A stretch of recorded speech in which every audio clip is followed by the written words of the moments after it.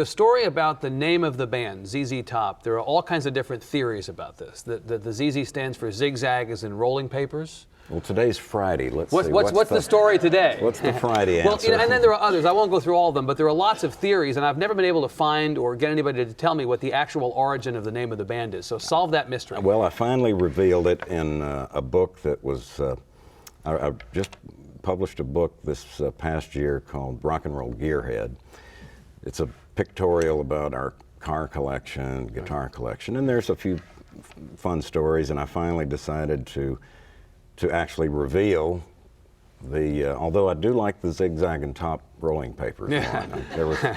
But actually, as you know, blues was probably the main generating influence that me, Frank, and Dusty all shared. And we were just bent on maybe finding a way to put out our own interpretation of this great art form called the blues.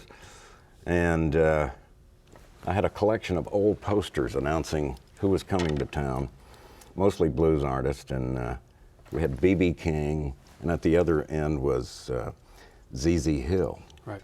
So I said, we'll take the ZZ from this end of the alphabet, go down and pick up King.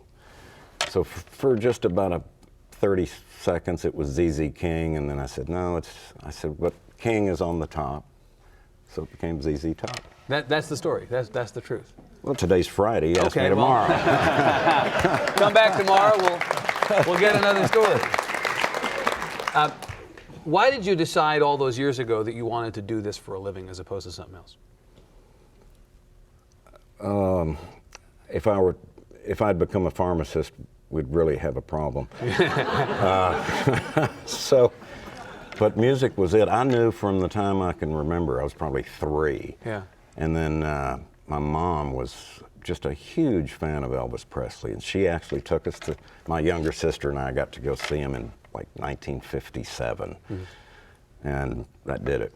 That was At that early age, you knew this was it. Yeah. Yeah. All these years, you have, as you alluded to, you have been on the road seemingly nonstop. Do you have any idea how many shows you've played? Any sense of how many you play a year typically?